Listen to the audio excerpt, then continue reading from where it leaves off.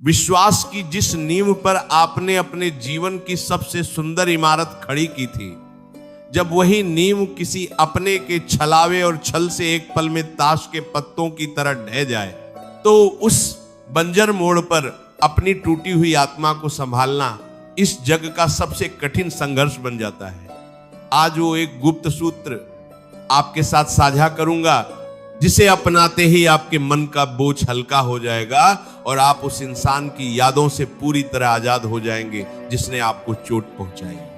जब आप अपनी पूरी निष्ठा, अपना पवित्र प्रेम और अपना सच्चा विश्वास किसी मनुष्य को सौंप देते हैं और बदले में वह आपकी पीठ में धोखे का खंजर घोंप देता है, तो मन का भीतर तक छलनी हो जाना अत्यंत स्वाभाविक है।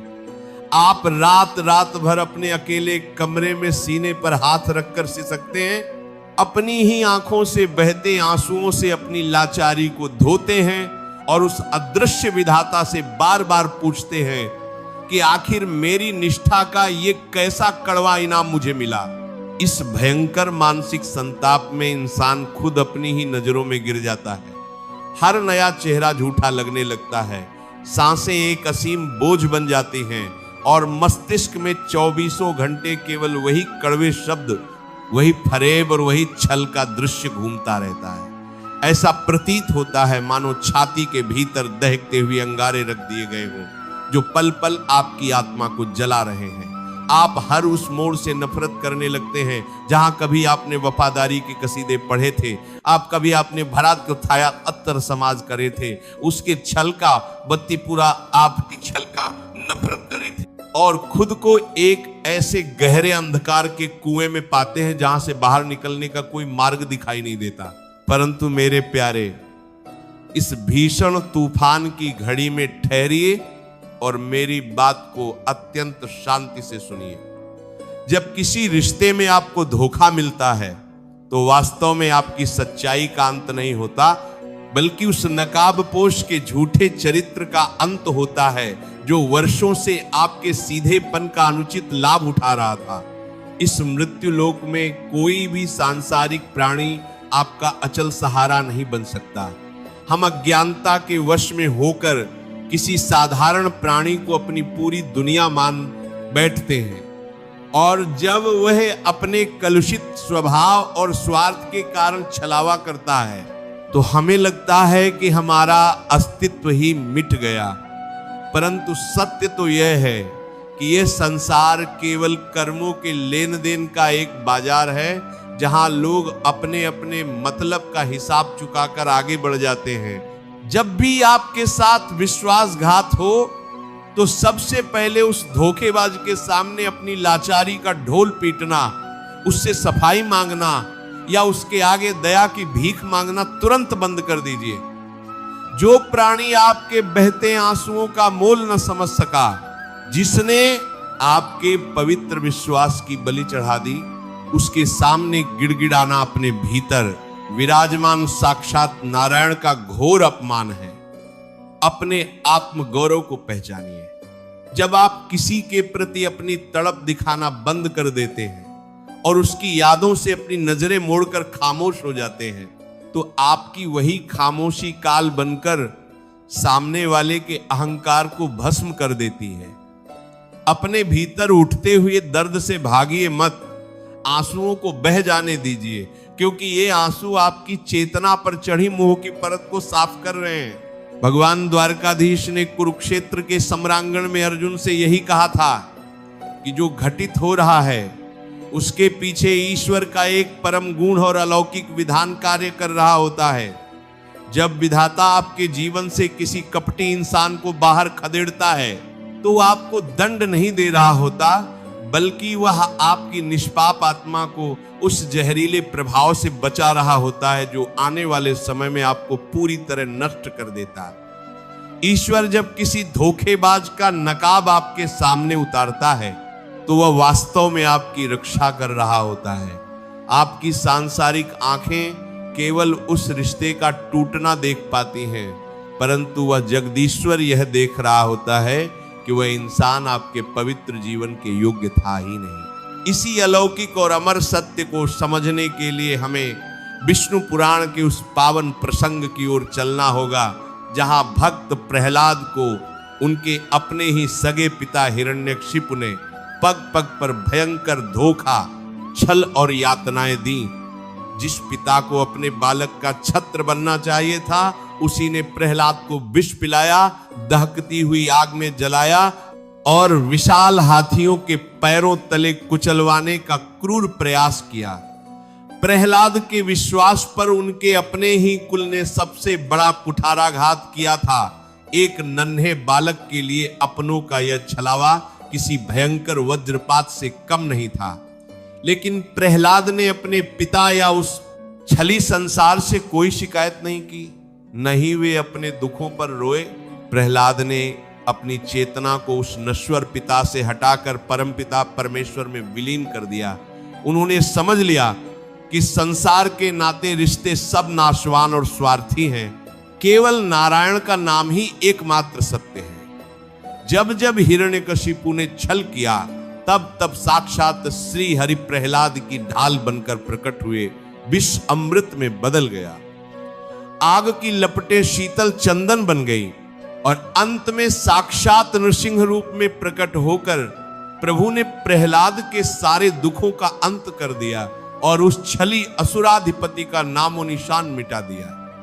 ये पावन कथा हमें सिखाती है कि जब संसार तुम्हें धोखा दे, जब तुम्हारे अपने ही तुम्हारे विश्वास की हत्या कर दे, तो निराश होकर बैठना नहीं है, बल्कि उस अविनाशी परमात्मा के चरणों में पूर्ण शरणागति ले लेनी है। दैनिक जीवन में भी आपने देखा होगा कि जब सुनार सोने को भट्टी में तपाता है, तो उसका उद्देश्य सोने को जलाना नहीं, बल्कि उसके भीतर छिपी सारी मिलावट और खोट को बाहर निकालना होता है। उसी प्रकार जब विधाता आपके चरित्र को एक अत्यंत दिव्य, तेजस्वी और अडिग रूप देना चाहता है, तो वह आपको धोखे की भट्टी से गुजारता है, ताकि आपके भीतर जमा हुआ अंधी आसक्ति का खोट पूरी तरह भस्म हो सके। जब तक कच्चा घड़ा आग में तपता नहीं, तब तक वह जल धारण करने योग्य नहीं बनता, और जब तक इंसान धोखे का कड़वा घूंट नहीं पीता, तब तक उसे सच्चे और झूठे इंसान की पहचान करने की दृष्टि प्राप्त नहीं होती। इसलिए मेरे प्यारे, उस गुप्त सूत्र को अपने रोम रोम में समाहित कर लीजिए। वह परम सूत्र यह है कि जिस इंसान ने आपको धोखा दिया है, उसे अपने मन के भीतर से पूरी तरह से क्षमा कर दीजिए। आपके मन में यह प्रश्न उठेगा कि जिसने मेरी आत्मा को छलनी कर दिया, जिसने मेरी हंसती हुई दुनिया को शमशान बना दिया, उसे मैं क्षमा कैसे करूं? परंतु मेरी बात को याद रखिएगा, क्षमा करना उस धोखेबाज के भले के लिए नहीं, बल्कि खुद को उस कड़वाहट और क्रोध की मानसिक जेल से आजाद कराने के लिए परम आवश्यक है। जब तक आप मन में प्रतिशोध, घृणा और द्वेष की ज्वाला जलाकर रखेंगे, तब तक आप एक अदृश्य बंधन से उसी इंसान से बंधे रहेंगे, और वह अपनी अनुपस्थिति में भी आपको हर क्षण तड़पाता रहेगा। जिस क्षण आप कहते हैं कि मैंने तुम्हें विधाता के न्याय पर छोड़ा और क्षमा किया, उसी क्षण वह काल पाश कट जाता है और आप पूर्ण रूप से स्वतंत्र हो जाते हैं। इसके पश्चात अपनी बिखरी हुई ऊर्जा को समेटिए, अपनी क्षमता, अपने कर्म, अपने स्वास्थ्य और अपने चरित्र को निखारने में अपनी पूरी शक्ति झोंक दीजिए। मौन रहकर केवल अपना पुरुषार्थ कीजिए। जब आप शांत होकर अपने पथ पर आगे बढ़ते हैं और अपने कर्म से ऐसा मुकाम हासिल करते हैं जो उस छली की सोच से भी परे हो, तो आपको धोखा देने वाला प्राणी अपनी ही नजर में गिर जाता है और पश्चाताप की भयंकर आग में जीवन भर जलता है। परंतु तब तक आप इतने उच्च शिखर पर पहुंच चुके होंगे कि उसकी तड़प या उसकी उपस्थिति से आपको कोई सरोकार नहीं रहेगा। जीवन का सबसे शाश्वत नियम यही है कि यहां कर्म का चक्र कभी खाली नहीं जाता। जो जैसा बीज बोता है, उसे वैसा ही फल काटना पड़ता है। जिसने आज आपके सीधेपन का लाभ उठाकर आपको आंसू दिए हैं, कल समय का चक्र उससे ब्याज सहित उन आंसुओं का हिसाब लेगा। आपको बदला लेने की आवश्यकता नहीं है, विधाता का न्याय स्वयं सब संभाल लेता है। आपका केवल एक ही धर्म है, अपने मन को साफ रखना और अपने गोविंद पर निष्काम विश्वास बनाए रखना। जब भी दिल में बेबसी का उफान उठे, एकांत में बैठकर अपनी आंखें मूंद लीजिए और अपने हृदय कमल में विराजित सामरे सरकार की मंद मंद मुस्कान का ध्यान कीजिए। अपने सारे घाव, अपने सारे आंसू और अपनी सारी पीहा उनके श्री चरणों में न्योछावर कर दीजिए। आप स्वयं अनुभव करेंगे कि धीरे धीरे आपकी छाती का वह भारीपन समाप्त होने लगा है। एक अलौकिक शांति, एक नया समर्थ और एक दिव्य प्रकाश आपके भीतर बहने लगेगा। आपके होठों पर एक शांत मुस्कान तैरने लगेगी और आपको बोध होगा कि जिस इंसान के जाने पर आपको लगता था कि आपका जीवन समाप्त हो गया, उसके बिना आप पहले से कहीं ज्यादा शक्तिशाली, शांत और आनंदित है। समय की धारा अत्यंत तीव्र गति से बहती है।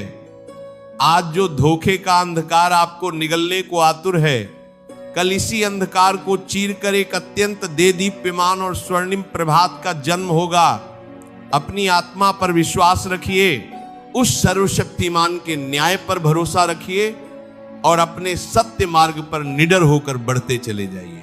यदि आज के इस पावन सत्संग ने आपके दुखी हृदय को जरा सा भी दुलार दिया है, आपके बहते आंसुओं को पोंछकर आपको एक नया आध्यात्मिक बल प्रदान किया है, तो इस वीडियो को तुरंत लाइक कर दीजिए।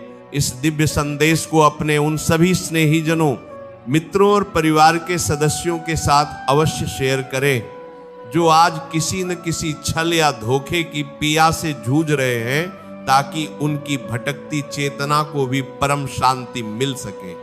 ऐसे ही और भी गहन भावुक और जीवन का कायाकल्प कर देने वाले आध्यात्मिक विचारों को निरंतर सुनने के लिए इस चैनल को अभी सब्सक्राइब कर लीजिए और पास में बनी घंटी यानी बेल आइकन को दबाना बिल्कुल मत भूलिए, ताकि ज्ञान की कोई भी धारा आपसे ओझल ना हो पाए।